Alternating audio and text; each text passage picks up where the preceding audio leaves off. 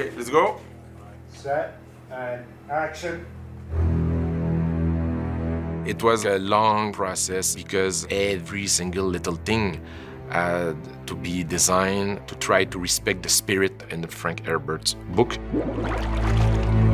It's a luxury to have that vision and not so much rely on your imagination. It's pretty great.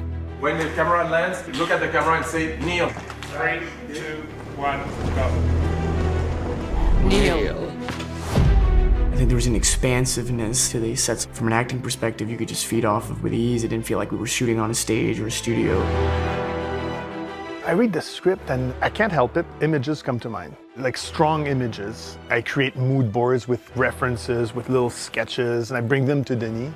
So for him, it's important to make this movie his vision. So we tried to make something very different from what's been done before.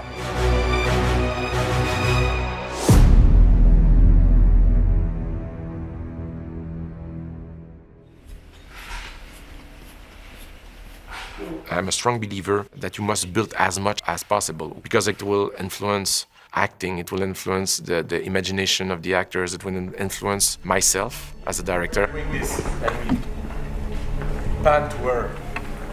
Tons of ideas are being born right on the day on set because the way the light falls, it changes your way to approach reality when you are in a real environment. They come from a land in Caladan. It's a bit more cozy. You could almost smell the fireplace going, and it's all integrated in nature. For me, Caladan is what we would relate to as a medieval castle. It's also a big contrast with Arrakis. When Paul Atreides lands on Arrakeen, he's confronted to a new kind of architecture that looks nothing like his home.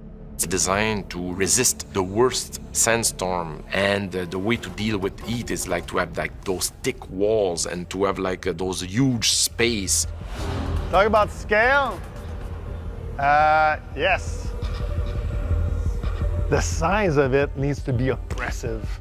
And behind us, we have the mural of the sandworm. The idea is to have murals that show art that shows their type of culture on the planet. Here you've got the god figure of the sandworm.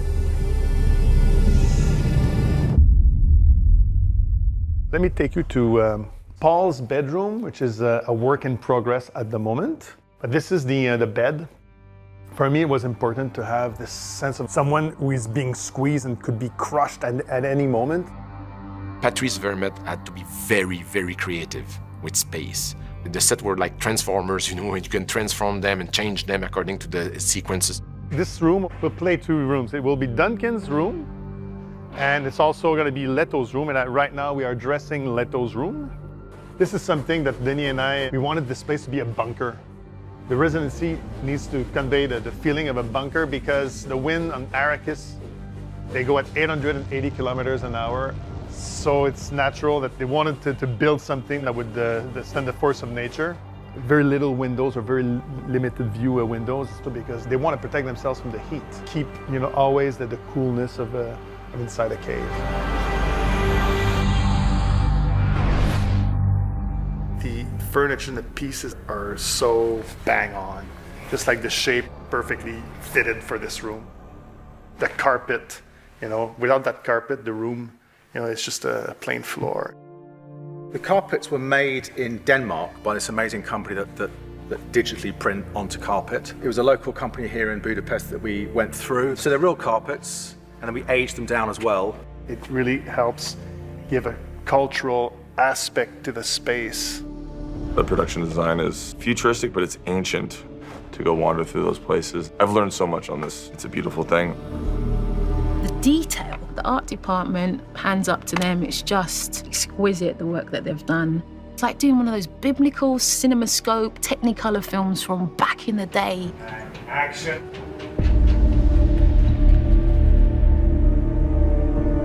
We're in Kind's lab, which is basically a research center where they're basically trying to get life on Arrakis. So it's about how you grow things in sand or with lack of moisture.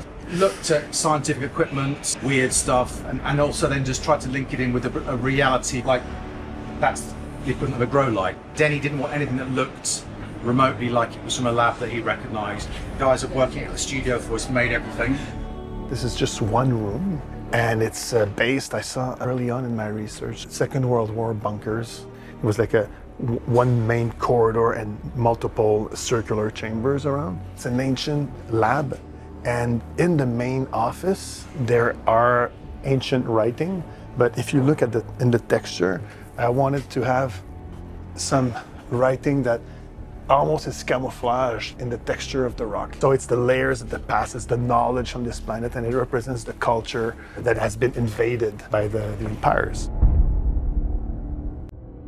There was a tremendous amount of work that was made by Patrice and his team. We worked very hard to create something that has not been seen before, which is not easy. It's very smooth working with Denis. We have the same love for filmmaking. We agree on aesthetics. He's a passionate man.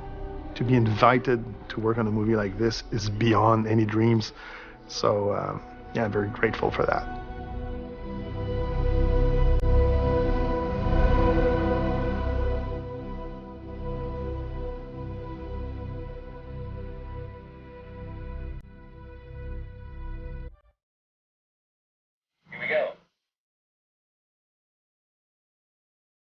Dune took years to be made because it was a challenge to respect the spirit of Frank Herbert's book and bring it to the big screen.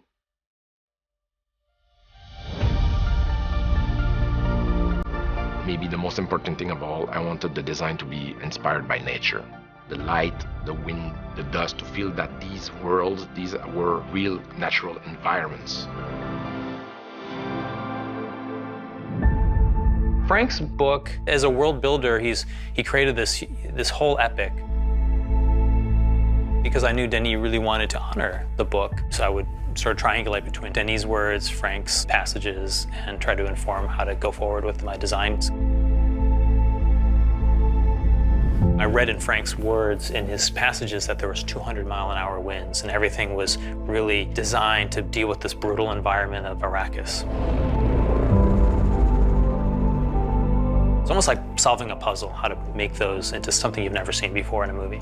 What I would do is just deal with very simple shapes and maybe just a little detail on the side just to give you a sense of scale. That was very interesting in terms of trying to design something that made sense. When Paul Atreides lands on Arrakeen, he's confronted to a new planet. A planet, the most converted and most dangerous planet in the galaxy.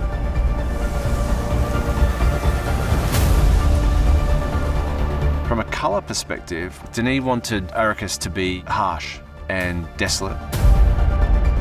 It's everything that's on Arrakis is all like stone, brown, sand color. In the past, I shot in Jordan, and I remember 10 years ago saying to myself, wow, if ever the day I make a movie like Dune, that's where I'm coming. There are unique, fantastic rock formations that look like from another world. Look what we discovered on lunch break.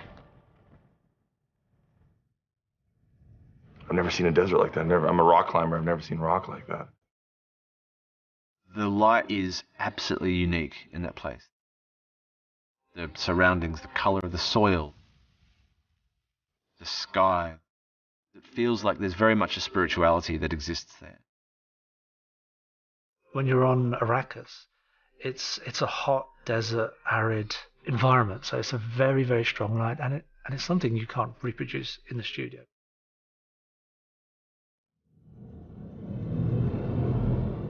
Arrakeen is actually based on an actual area in Wadi Rum. It was scouted via helicopter, and we found this area where it's surrounded by mountains. We would previs certain moves going into Arrakeen. We did rough geometry of the area, and then we created a rough flight path. So the city itself needed to be a monument. We wanted to tell a story with that. This is a city that needed to feel like it was populated and that there were native Arrakeen citizens going about their daily lives within it. The city itself as a character was very important to Denis.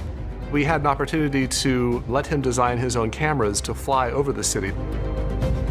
And we were able to build a low-resolution version of the city, place it on an iPad for him to walk around and be able to design his own camera angle, as if he was shooting it live action from a helicopter.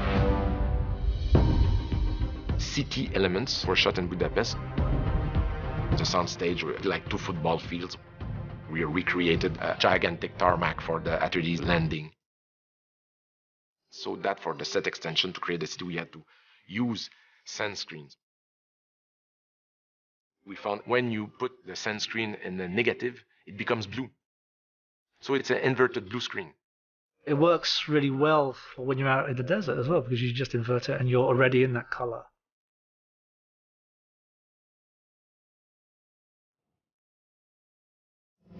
We're good to go. Dune is a movie about nature. It was very important for me to be as close as possible with nature itself. The desert gave us a lot. We captured it with the cameras, and I'm very proud of what we brought back from there.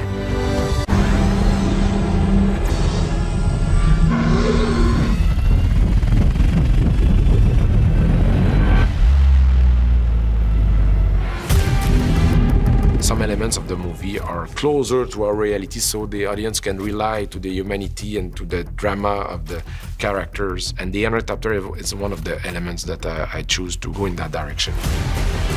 In the book, it's described as kind of a plane that uses a propelling system that looks like a bird. Ornithopter. It's like a kind of challenge to bring that to the screen because it can either look fantastic or very silly. I love how kind of childish everyone is when it comes to talking about these incredible things. Ornithopters that look like flying bugs and beetles. To make this a reality, we started back in February 2018 with Denis, and George Hall came along. And then we conceptualized this first version of the ornithopter. We had insect references, we had bird references, we got helicopter references, and then as we went along, we had like more angular references for the world of Dune. The biggest challenge was Frank described something that flapped, and this futuristic propulsion on Arrakis. I think it was because of the outlawing of thinking machines, so he wanted something kind of low-tech. So I would start doing these little sketches and then start kind of really designing the mechanics of it first and then making that into a shape. What I have in front of me are some examples of my final ornithopter illustration. But the process goes from sketch to drawing, then I will model it in 3D, then come back to drawing, get notes from Denis that may be more otherworldly or more functional. I was trying to get closer to the idea of an insect instead of a bird, because there will be a feeling of power and a feeling that will look more realistic. We were getting closer to a dragonfly cross-mix with a helicopter. Technically, it flaps its wing, but ours is just like a very, very fast movement, almost like a vibration, just like a hummingbird or a dragonfly. I worked with Patrice and also another artist named Coley Wirtz, who took from my beginning designs and took it to the next level, where, really figured out all the details and worked with BGI to build them full size on set. We had to figure out every nut and bolt on this thing for the actors to be inside and out. They've been constructed in such a way that when you're next to them, the amount of detail that they have is amazing. I was just blown away, really. I said to Patrice, I want them to look as real as possible. I want my mother to believe that this thing can fly for real. I want it to obey to gravity laws. I want it to feel muscular. I don't want it to be necessarily elegant. I want it to be like bulky and powerful machine that looks like a military helicopter. These machines, they work into extreme condition on Arrakis. There's winds at 850 kilometers an hour. So you cannot have something that is small and very delicate. They need to be tough, and they are beasts. They're big, especially when they were indoors in London. They look huge and quite impressive. The wingspans are 129 feet, and this one is 75 feet long, and 11 tons, which created its load of problems because they need to be on cranes, they need to be flying. Stand by to go, guys, please. Worm sign warning, acknowledge. too cool to go to Ajax Nina. So Denis wanted the scene to be shot in IMAX. This is why the cockpit is in tears, because when the cover is not there, you see the world in there. Also, because of the angles of the glass, you're totally submersed by the desert. It's also to give the spectator an interesting point of view. I think of the excellent skill level of Patrice, the ornithopter, which felt like a real thing. It felt like something that you wanted to strap into. You wanted to put your seatbelt on. Paul, we're not high enough! The job in CG was to add any wings, especially if it needed to animate to open up and then to fly. And there was a lot of work done in animation to get a range of motion as to how this ornithopter flies, because obviously there are some dramatic scenes where like it dives down and it's highly maneuverable. And also, like, you have people like Duncan Idaho who, like, you wanted to give it like a certain swagger as well as he flew. One thing which we did do to try and keep things believable is that we did a lot of helicopter work. The idea being that you'd have your camera helicopter shooting an ornithopter, you know, and that way, like, you then use lenses specific because, like, you're actually shooting it for real, you know, and, like, you never get too close, that, like, you never get any of those CG shots which are highly unlikely. There's so many ideas in the movie that are complex, are foreign, or are strange, that I wanted the audience to have some ground at some place so they can feel some kind of familiarity. And we came up with that shape that I deeply love, that is very unique. My desert. My Iraqis. My Dune. The character of the Baron is a very small role, but if you gave him enough physicality, you could create such a strong presence that he would sort of cast a shadow over the entire film, which is necessary for a bad guy. I said that you could join her. So join her. I needed an actor with that gravitas, with that range, that will be able to bring the deep intelligence of the Baron and the cruelty. And I will say right from the start that as much Stellan is the loveliest guy, still I'm frightened of him. He's very frightening. When is a gift, not a gift? He's not only very gracious, but I can tell that he's a hard worker because of the makeup that he's had to put up with and go through and still be able to perform. He is so imposing in his makeup and his look. The first time I saw him in his look was the first time I met him. And I was like, oh my God, it's incredible. If the Duke's son lives. No Atreides will live. His performance is what makes that transformation believable. So it's done, finally. We did a tremendous amount of research and design in order to find that shape that will define the Baron. I had long discussions with Denis about where I wanted to go with it, and that he looked different, that he had a presence that you hadn't seen before. I didn't want the Baron to look like a caricature. I wanted a strength and power, and I wanted to feel a menace. One of the first decisions I made about the Baron is that we will not use CGI, but prosthetics. Because I wanted the actor to be in relationship directly with the character. It's a huge undertaking. I spoke to Denis about it and said, you know, Luve and Eva, the makeup designers in Sweden, would be my choice to create this. And Stellan was very happy with the idea. Thankfully, they're living in Sweden. And we started doing tests very early on. And they're fantastic. They're some of the best special effect makeup people in the world. We took Stellan for a live cast, and we did a full body live cast. And we started doing a sculpt of the entire character.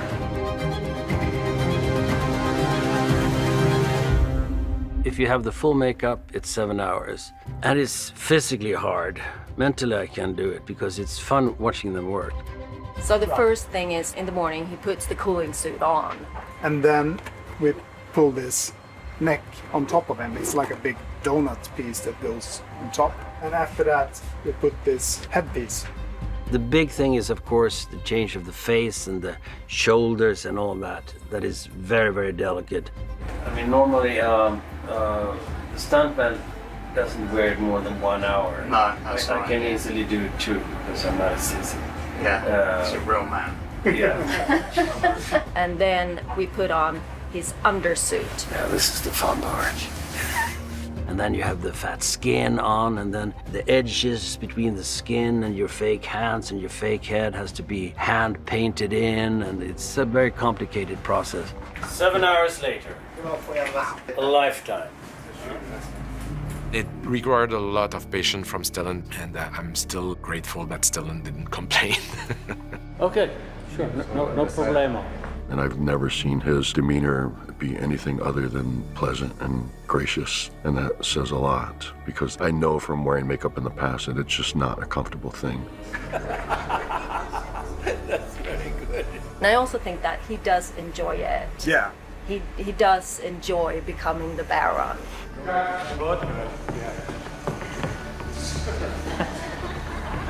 It was mesmerizing to see the Baron come to life. He was quite frightening. Tonight the house of our trade is full, and your bloodline ends forever. You can produce the nicest makeup and the most beautiful pieces, but if you don't have an actor that can act in what we do, then it's all for nothing. It's really the actor that makes the makeup become something that is alive. Fremen. Kill them all. Stellan is so possessed by the darkness of the Baron. Yeah, fantastic performance. You don't feel wonderful all the time when you're out, but then suddenly something happens, often with another actor, and it swings, and it's music. This is what I live for.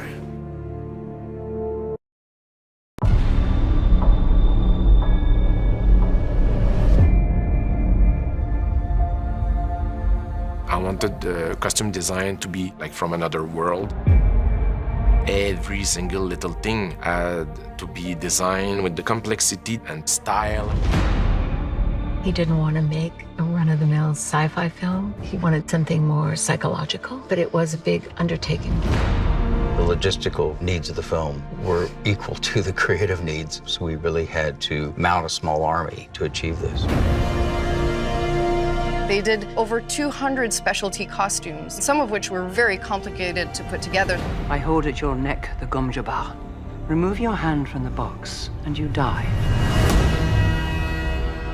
We looked at tons of medieval references, medieval nuns, for the Bene Gesserits. It was a wealth of places from the past to create the future. One of my favorite images is when the Reverend Mother lands and she walks out of the ship with the following Bene Gesserit women, and they look like scarabs. And it also resembles the harshness of the buildings and the landscape around them. The Harkonnens had their own colorway. The Atreides had their own colorway. And as we worked with this, we tried to separate those houses. You never met Harkonnens before. I have. They're not human. They're brutal. The Harkonnens are very bug-inspired, with layers and scales and crusts. Even their helmet is very ant-like. Oh, the costume is so good. They're some of the coolest things I've ever worn in a film. I mean, the costumes were gorgeous. The way they fit everyone. With the Fremen, the minute you put these robes on, there's a certain regality. The still suit, it's like heavy duty to make something that's just like a gray thing look so beautiful. I don't know how they did it. There was something about those still suits that were very practical. I felt myself come to when I put it on. You've worn a still suit before? No, this is my first time. Your desert boots are fitted slip fashion at the ankles. Who taught you to do that? It seemed the right way. I think that Denis is making a film classic, and I hope people come away with that feeling that I had watching those movies back in the day.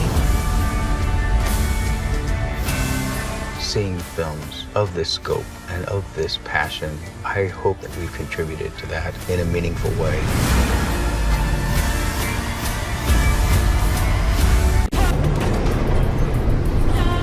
What makes this film unique is the total bravery, recklessness, and talent. Denis. You sit there in a theater and you watch it, you go, what would I really like to hear? Denis is a very progressive director. He sees the value in sound being part of the whole filmmaking process. Because in Dune, rhythm is everything. Rhythm is life, and rhythm, most important, can be death.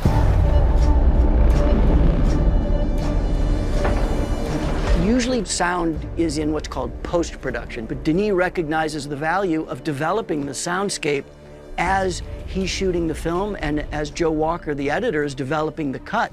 So I was collaborating while we were filming. The sounds of the worm chase, the sounds of the ornithopters. All these were being developed in tandem with the filming process. And I wanted, as an editor, to be able to build that sound world into this film right from the outset and bake it in to the cut.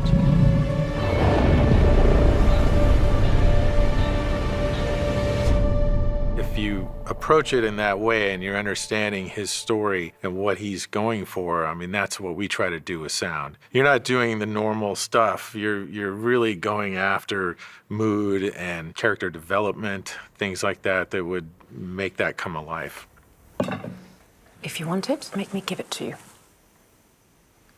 Use the voice. I think the voice was a big challenge because it had to sound like a real thing. It had to sound natural and not like a synthesizer effect. We came up with this idea of summoning the voices of their ancestors.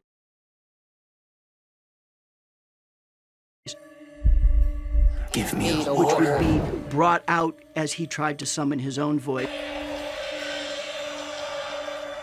It was almost a ghostly voice that could be an ancestral voice of the Bene Gesserit that Paul Atreides would be able to tune into as he grows and evolves and experiences spice.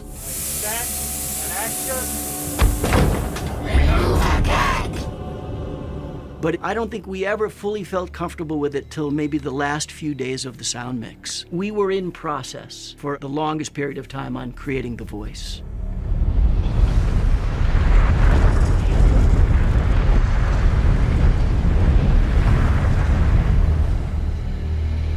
Dune is all about the sand, and I felt straight away we're not going to be asking a Foley stage to record this. So the first thing I tried doing was sticking a microphone underneath the sand and walk around it. And I realized that a sand dune is a resonant body. You can hear someone walking 100 meters away. So we then returned to the desert later and made a whole bunch of recordings together. Yeah, we spent an entire day in the desert. Theo, in those early experiments, had captured what we found was a really novel sound that most people aren't aware of, and that is that sand itself in large masses at the right humidity and temperature makes these beautiful whale-like groans. And it almost makes the desert like it's its own character because it has a voice. And we wanted to bring those kinds of sounds to the movie. So it's really about what does the film need, and that has to be on the top, that carries the day. So if you are telling the story, the film should tell you what it needs. Sometimes it's tempting to be flashy with sound. Sometimes it's tempting to make a spaceship the loudest, most powerful one you've ever heard. Our aim was to make it feel as if we had really been there and recorded it, as if a documentary crew had a really good sound recordist, to make the world as realistic as possible. We can't go and record an ornithopter. We can't go and record a worm. So we have to design those things, and that brings an aesthetic to the film. It brings a tone to the film, and the tone that we were going for was realism. That's a tall order for us, to create this fake reality.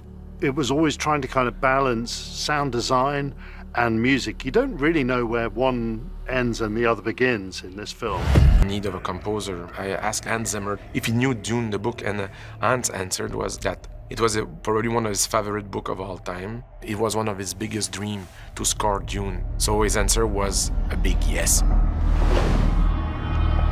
It was always more about the conversation, because I knew the book so well. He knew the book so well. We knew our subject. So now it was figuring out how we were going to interpret something that we truly loved and admired.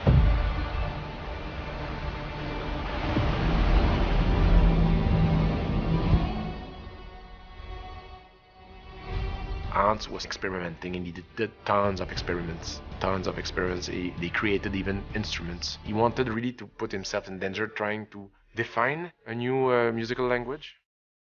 Whenever we came across science fiction movies, you'd hear overtly Western instruments, trumpets blaring away and strings, and you go, did this culture really just do what our culture did and build violins and oboes? What's a French horn on Arrakis?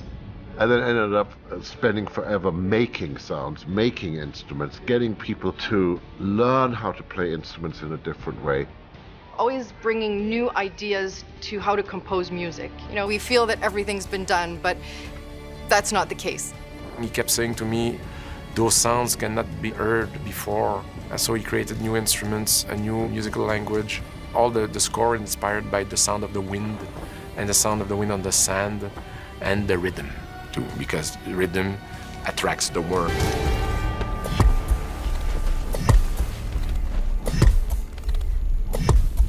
There's a rhythm that keeps recurring in the movie, and that is truly not playable by human beings. But because it keeps recurring, it's not random. Do you know what I mean?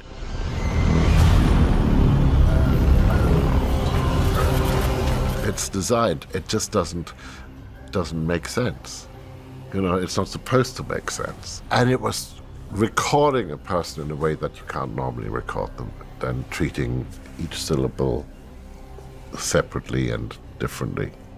One of the things I love about Hans is that he's part of a long line of German, Austrian composers, and the way that they work of building the smallest organic unit, little cell that could develop into a whole 2.5-hour score. The book is about these houses, and it's about royalty, and it's about an emperor. It's about where do we come from and where do we go? And it's really just a ginormous watch interlocking with interlocking parts. And so I thought that all the motifs should be able to stand on their own 2 feet, but they should all be able to interlock and create one giant forward motion machine in a way. Not just a sonic world, but a thematic world.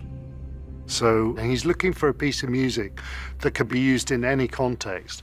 It can be slowed down, it can be a romantic version of the theme, it can be a tension version of the theme. It was kind of really magical to see his process.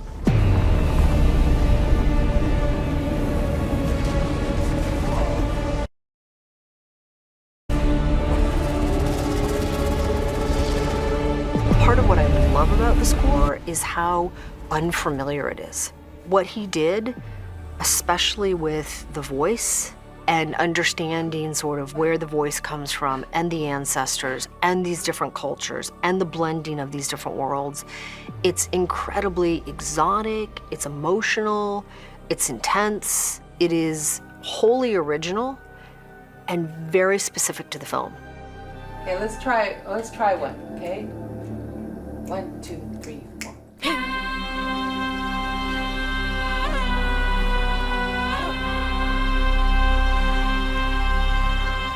The one thing that we felt would be true through any culture would be the voice. We developed our own language and then made those poor singers do truly impossible things. Keeping my spot is the hard part.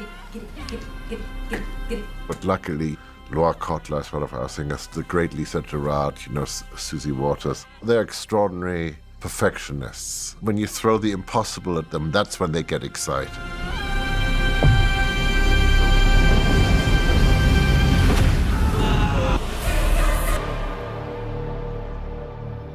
I think it's one of the best scores that Hans has ever written. It makes you feel something in different ways that, a more traditional score would fail to do. So the island to develop me, my friends, if you look at the very first mountain there. Denis Villeneuve has a grasp on character-driven narratives, small in scope or large in scope. Thanks to the genius of Frank Herbert, here's a story that's on that scale, but with characters and relationships and stories that are dense, and felt. These were the things that made me want to act. Action. Guess I'm not in the mood today. Mood? What does mood have to do with it? Now fight! part of what makes Dune so great. It's an incredible cast of characters and an incredible cast of actors. It's very easy to get lost into the concepts, into the scale. But at the end of the day, it's very powerful and complex story. There is no call we do not answer. There is no faith that we betray. Dune is the story of the Atreydes family that falls into the trap set by the Emperor, who is getting more and more jealous of their growing popularity. House Atreides stands as a beacon where every other house in that galaxy is in reference to that, either as enemies or as friends. What intrigued me about Leto Atreides is the tragic nature of the character. He wants to not only make sure that his people survive, but that his son is the kind of leader that he thinks he should be. Paul Atreides is the son of Duke Leto and Lady Jessica, and he's the future of House Atreides. He's a young man who's facing extraordinary circumstance, trying to navigate it with integrity within the tradition of House Atreides. Fremen make these? Sand compactors and all kinds of ingenious things. What the hell's a sand compactor? That's a sand compactor. My God, man, you've gone native. Gurney Halleck and Duncan Idaho are close allies of Duke Leto. Did feel like big brothers. You know, they rib him, especially Jason. He's the protector of the Atreides. I mean, he's definitely the head knight who watches over the family. Sarkar! I mean, that's his sworn duty. I mean, I think that's what any honorable knight soldier does. Duncan, no! I mean, that's his family. That's who he bleeds for. Gurney Halleck is a combat trainer, he's a warrior, he's a poet warrior. And he is distrustful of all of it, because he is by nature distrustful, like every security guy you ever see who's looking at things that aren't there. Your permission, sire, I must check the integrity of your suit. Oh. He's a very strict but fun, visceral, paternal, maternal. He's all of those things to Paul. You have to be ready. Paul has all these teachers, and everyone has poured all that they know into this young man. To fear what? Feyd-Rautha is a human computer, and I wanted to go away from the cliché of the very cold human being. He had lived and worked with this family for so long that he had really come to have a dear affection for them. Your mother asked me to check your vitals. Dr. Yue is a trusted member of the family. He has served for the Atreides family for a long time. It's a complex and heartbreaking role for an actor to play. If anything happens, will you protect our son? With my life. I'm not asking his mother, I'm asking the Bene Gesserit. Lady Jessica is part of the Order of the Bene Gesserit. This order that she's a part of, we can say, make her perhaps the non-traditional partner to Duke Leto. The congregation that influence politics from the shadows, that have access to all the leaders, that are counselors and spies for all the leaders in the world. Come here, kneel. This group of women who carries enormous strength and powers, they are bodyguards, they are fighters, they can read people. I hold at your neck the Gom Jabbar. One of the strengths that Jessica has is that she's been taught by the Reverend Mother. The Reverend Mother is interested in Paul because there's a prophecy that a member of the Order of the Bene Gesserit will one day give birth to the One, for lack of a better description. And Paul could perhaps be that person. You're lucky he didn't die in that room. Jessica is having to deal with being a mother, a lover, and this Bene Gesserit. And she always has to question which priority comes first. She has her own ambition. It's a very complex, powerful character. How can the Emperor take everything we've built and give it to that Duke? Every movie needs its bad guys, and the Harkonnens are the old ancestral enemies of the Atreides. The Harkonnen are a family that have controlled the spice for many generations. Frank Herbert created a very powerful character into Baron Vladimir Harkonnen. He just shows up and then his shadow looms throughout the film. He's the cause of many people's death. Rabban is the nephew of the Baron, and he is a very sadistic and mean. not the smartest guy. Raban really wants to please his uncle, and the Baron looks at Raban as more of a pawn, and he doesn't really feel much for him. Peter de Vries is the mentat of the Harkonnen family. He's been twisted by the Baron Harkonnen. He's kind of strung Peter out, and Peter is so devoted to this cause of retaining the Harkonnen control of the spice. So squeeze, Rabbit. Squeeze hard. Yes, Uncle. And the vermin. Kill them all. The Fremen are native tribes. People living in a deep desert. They had the capacity to adapt to the toughest environment. Deep heat, massive sandstorm, dangerous predators all around. Stilgar is the leader of the Fremen. He is a powerful character. He's a warrior, but also is a warrior. He worries about the future. Take good care of your family. Dr. Kynes, on the surface, was seemingly just somebody who's an ecologist, someone who cares about the Fremen. But then you start to understand how much pressure she is actually under just to keep everything contained and controlled. Who are you to the Fremen? Paul is dreaming about this strange young woman that keeps talking to him in his dreams. Paul. She feels like an old friend again, and someone that wants to guide him. Don't be frightened. Even a little desert mouse can survive. Shani is native to Arrakis. She's used to this hostility between her people and the people that are trying to take from her land. She's a fighter at the end of the day.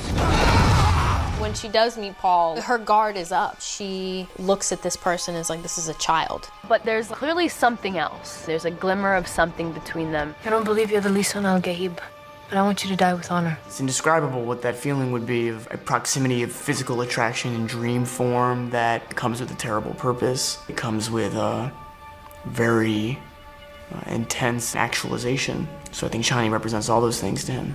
And it seems that he truly cares about the people, and there's a deeper humanity within him. They're on a path of conflict, and it's the moral catalyst to Paul's arc towards something greater. Desert power. This is only the beginning.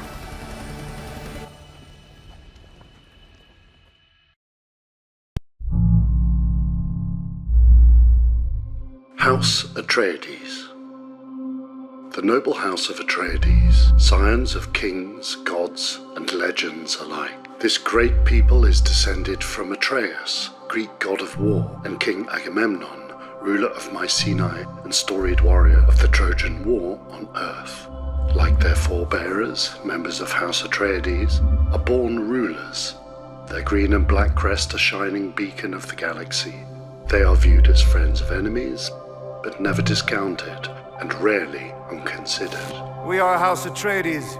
There is no call we do not answer. There is no faith that we betray. For generations, they called the planet of Caladan home, the third planet in orbit around star Delta Pavonis. Much of its surface is covered in vast oceans, allowing for aquatic ecosystems to flourish. During the Duchy of House Atreides, terrestrial agriculture thrived, as did fishing industries. It was considered a time of prosperity on Caladan.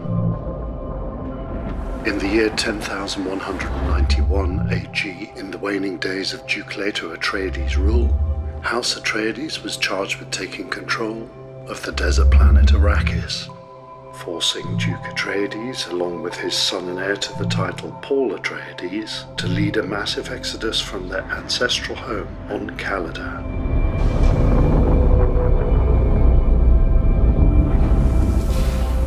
The Atreides takeover of Arrakis ended 80 years of tyrannical rule by House Harkonnen and sparked conflict between the two great houses that persists to this day. Atreides! Atreides!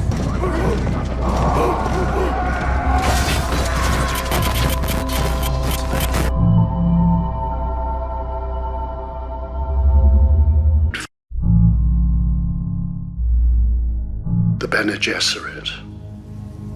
A powerful force, both politically and spiritually, the Bene Gesserit are a sisterhood of skilled and highly trained women with expertise in a wide array of fields, including espionage, theology, and sciences. While they possess deep knowledge and wisdom, they also wield physical power with unique fighting tactics known as the Weirding Way, and a powerful vocal skill known as the Voice. In fact, Bene Gesserit who have mastered the Voice can bend any person to their will. Come here, kneel. The Bene Gesserit possess many additional powers related to their physical body, giving them complete control of their reproductive system, their breathing, and their metabolisms, allowing them, for example, to render toxins harmless. One of the Bene Gesserit's missions is to fulfill an ancient prophecy, creating a unique being that will lead to the betterment of all mankind. They do not sit idly by and wait for this superior being to appear, but rather they take an active role. For thousands of years, the Bene Gesserit carefully cross bloodlines to create this superior being. They call this chosen one the Kwisatz Haderach, the first male Bene Gesserit. For thousands of years, we've been carefully crossing bloodlines to bring forth a mind powerful enough to bridge space and time. One member of the Bene Gesserit, Lady Jessica of the Atreides, is thought to have prematurely taken this task upon herself against the wishes of the Bene Gesserit Reverend Mother. Using the Gom Jabbar was the first step in uncovering whether her intentions were fruitful. Despite their enigmatic motivations, one thing is clear. The Bene Gesserit have their own agenda, and anyone who has dealings with them would be wise to remember it.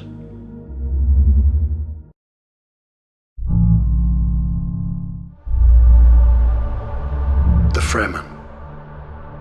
It is impossible to speak of the Fremen without also speaking of their home world of Arrakis, for much of their culture has been built around adapting to the harsh environment of their desert planet. The scarcity of water on Arrakis makes this world uninhabitable for anyone unable to adapt. The Fremen have evolved in this hostile environment, the lack of water leading to great conservation skills and a near worship of this life-sustaining substance. A core tenet of Fremen beliefs is that any given individual's water does not belong solely to them, but rather to the entire tribe. What wealth can you offer beyond the water in your flesh? The Fremen have also developed a wide array of technologically advanced equipment to help them thrive on Arrakis, such as the still suits they wear to conserve and reclaim water from the body. Making their homes in the natural caverns of the dry planet, called Sieches, the Fremen share their world with sandworms, commonly referred to as Shai Hulud. They consider this immense creature a tangible representation of God, and their relationship with it is a key component of their culture. The spice found on Arrakis is a significant part of the Fremen diet, contributing to their blue eye color, universal amongst them. The Fremen largely seek to maintain distance from outside political machinations, but this is not always possible, as evidenced by a storied meeting between Duke Leto Atreides and a Fremen leader known as Stilgar. Heir to the house, Paul Atreides would later meet with Chani, a member of Stilgar's Siege.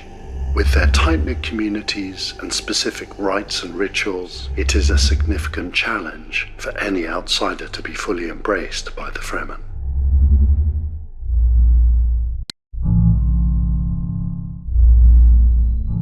The spice melange. On the planet of Arrakis exists a substance so valuable, so rare, and so necessary to our way of life that countless people have toiled, bled, and even died to harvest this natural resource. It is the spice melange, and control of its production grants immense wealth and power to whichever house claims it. One of its most common uses is space travel, for without spice, navigators would be lost amongst the stars. It also contains vast health benefits and mind-altering properties. making it a key component of the diet and culture belonging to Arrakis natives, referred to as the Fremen. Said to taste slightly of cinnamon, spice is also highly addictive. One of the greatest challenges to the harvesting of spice is the Shai Hulud, or sandworm, native to Arrakis. Dangerous beasts, they lurk beneath the surface of the dunes and attack at the slightest tremor from above. But these creatures are also integral to the production of spice, as it's excretions from their larval form that allow spice to exist at all. With all this wealth buried beneath the sands of Dune, it is no wonder that conflict plagues this unique land of spice, and will likely continue to do so, even into the future.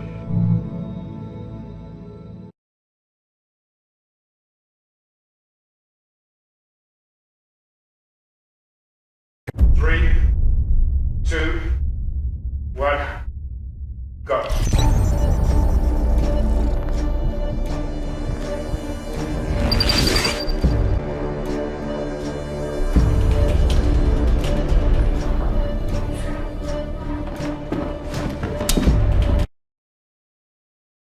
Paul reluctantly training with Gurney Halleck. Gurney tries a bit like right at the beginning of the movie to warn him, to wake him up. It's rude. When you first see Gurney with Paul, it's more of a professor-teacher thing, where you're seeing moves. You're in this place where you're like, okay, you're supposed to be tat, tat, tat, tat, tat, tat. That's what we shot first. Those were my first 3 days. And on those days, Josh was captain, you know, had done combat sequences like that. And true to the nature of the scene, he's the weapons master. So he took the lead. Oh, man. Roger Yuan was the choreographer who came up with most of the movement in Dune. Gurney is coming in kind of playfully and yet wanting to teach this young man that where he's going, it's serious. And so the training sequence, it's a choreographed set of the basic blocks, but which are functional in real-world fighting. You have to combination of very fast move, a bit like a chess player that does several moves in advance in order to kill the king. It's the same thing. Guess I'm not in the mood today. Mood? What's mood to do with it? And once Timothy's character says, I'm not in the mood, that's where it becomes a real fight. You fight when the necessity arises, no matter your mood. Now fight!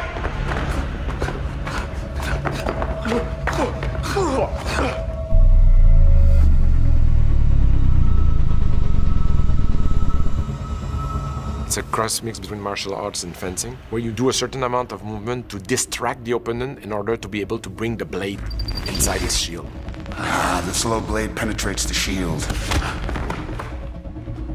So it's very fast pacing, close combat, very precise, using hands, both hands and knives, in order to be able to kill the opponent.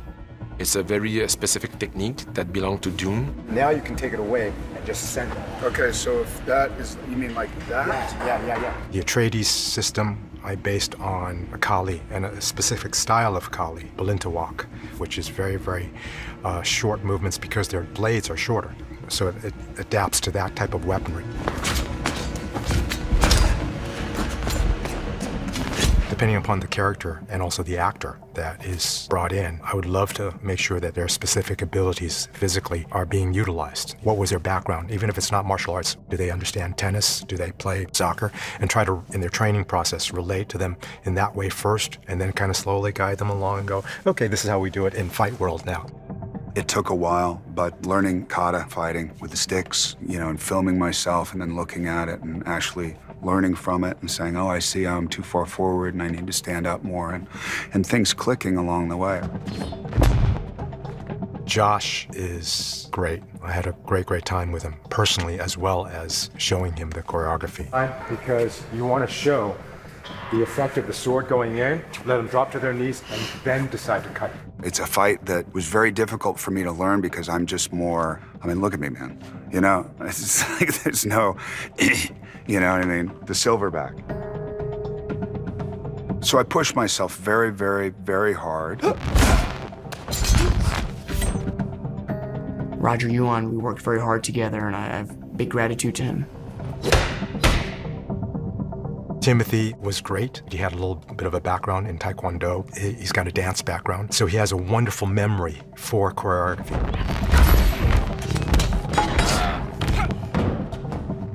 I said, look, do everything slow motion. Let your body feel connected so that it's not just a mechanical movement of arm and shoulder. It's that your whole body and your mind and intent of what you're doing, that's combined. Then we can go into doing it fast.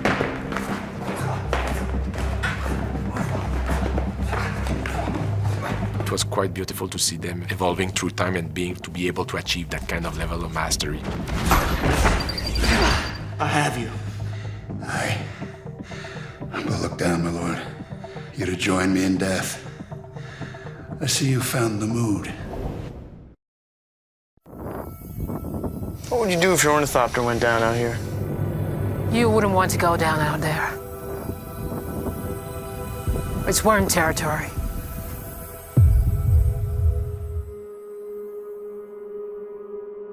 Spice is to Dune what oil is to our world. The sandworm goes in the deep desert and attacks the spice harvester because they are a territorial beast and they want to protect the spice fields. The harvester's like a rolling factory. We always started designs on what would it really look like. Like if you were really on a futuristic planet full of sand and you had to extract something that was embedded in sand and filter it through, how would you really do that? The challenge was to make that look interesting. I didn't want this to be an oil rig with tank treads on it. When I first started with this harvester, Denis asked me, how would it be extracting the spice? How is it moving? Is it crawling on legs like a spider? Is that too futuristic? Is it working on treads? One of the hardest parts of my job is to making something look interesting.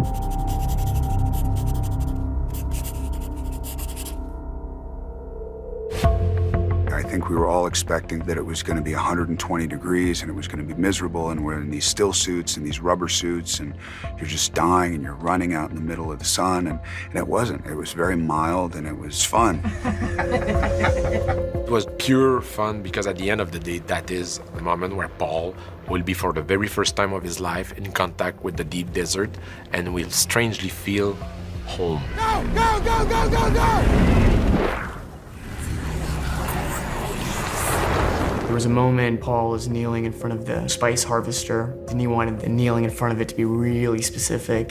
Denis is incredibly conscientious about everyone and about the performers and checking in and making sure things are working well. He just knows how to bring the best out of them.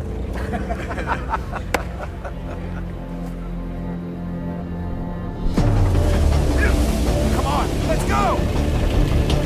The sequence has to be very carefully timed, and there's a big consequence if you hold on to a shot for too long. It's, you know, the dollar signs start going up. We very carefully crafted that. It was a collaboration really between me and Denis, but also with Sam Hudecki, the storyboard artist, that we would compare notes and try and kind of get the thing in really good shape. The scene where you see Paul and Gurney on the back of the ramp, and they're like watching the worm take the spice crawler. They're actually on the ramp, and we actually pulled the ornithopter up on a crane. It's a scene that required a lot of choreography, a lot of time of shooting, but honestly, those are my favorite thing because it's a sequence that doesn't rely on dialogues or something. It just relies on cinema and the power of the images, and we had great time shooting that. Roll sound. Rolling.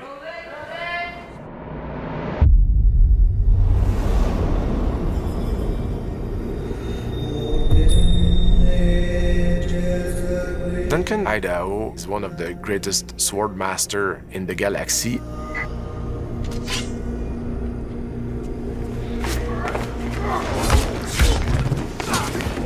Duncan is who you want by your side when you're in the foxhole. Jason Momoa is a beast. He do his fighting sequence like a dancer. Ready? Bang low, go. There you go. He loves to fight. He loves the choreography. I think it's his favorite part.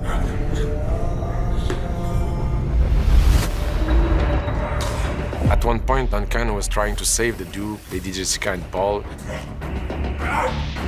He fails, he arrives too late, but it's the moment where we will witness for the first time Duncan's fighting skills that are closer to the samurai, and it's a choreography that had been done by Roger Ewan. Jason came in, he's got a fight background that I recognize. Now, that's a cut right there, and then you're pinning into the arm. So this is the catch. He trained with Chad Stahelski, who's a good friend of mine. Jason Momoa is Duncan Idaho. He's just an ass kicker. The big fight is about 19 stuntmen. That's at the same time, which I've never done before. Fought a lot of dudes, but not like they're all in a hallway. We've spent a lot of time training for it. And then into the So if you have a guy come in, block, I realized, okay, this is just about fine-tuning. He knew what techniques that he liked to do, what he's comfortable doing, what stances, and I tried to match it in.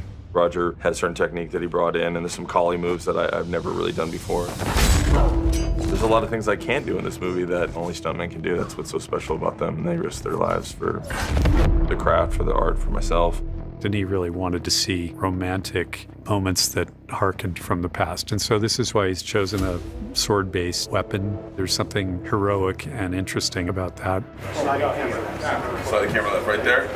That good there? Sorry, God. That's good there. Duncan is crazy, passionate, and somebody that Paul really looks up to and wishes he could be. Duncan, no!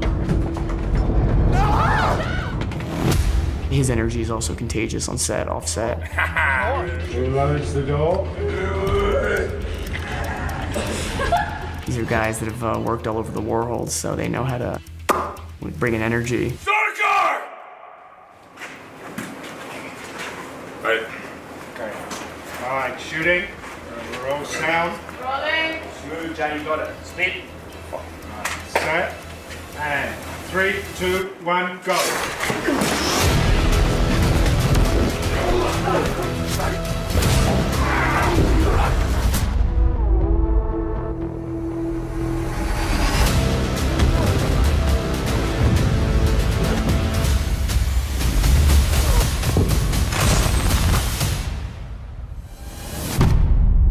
My love was death. At night, looks after the family, and I was honored to play the role. It's really cool because Denis doesn't really get to do those kind of action pieces, and so to see the excitement and like things that necessarily I've done, but it's through his lens, through Greg's lighting, when I go and look at it, I'm like, wow, just a total different experience, which is beautiful.